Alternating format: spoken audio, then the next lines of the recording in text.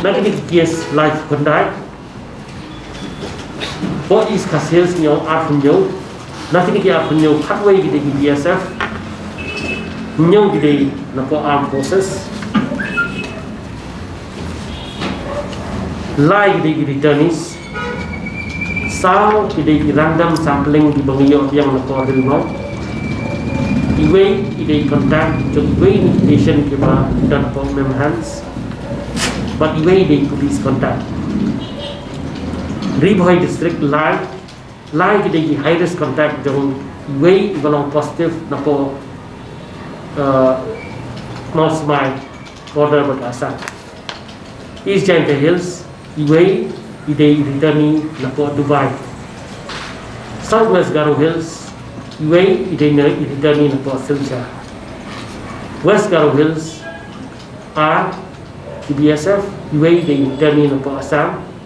South kita di random sampling kiba test positive apa dikrikila ko relbong menen ngila dat ong tingi ilang yo life fra menta sabat sa te menen ngong fi ba kidak ang ilayo shwa nang to na po relbong ni te kilalong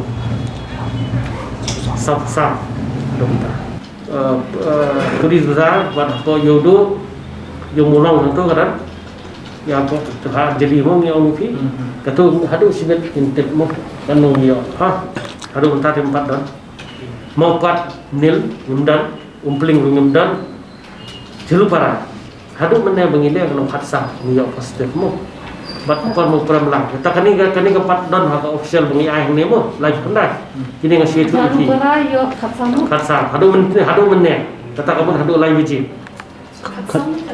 hatsa positif ha dengan random testing ha apa program lah lah dia ka yo bat ya ka polis besar dengan satu kamsibet dengan kan sami no la syai pada komiti spek kan nong formula kontak tracing ngim lah syabon kontak ha gil ayo mentah sebut darangi tes samspa hot apa jadi barang yo khasawut no fela no gede komiti spek darangi tes samspa hot ni lai spa te kemang ila sutu mo kalau ngilhaban lai sa kata karto tapi kan kembang oma kata ke yang layu ka community spread ada kamu minggu larang tes yo 50% positif nak bengi tes mo tak tu cakap kamu ngilhaban terhad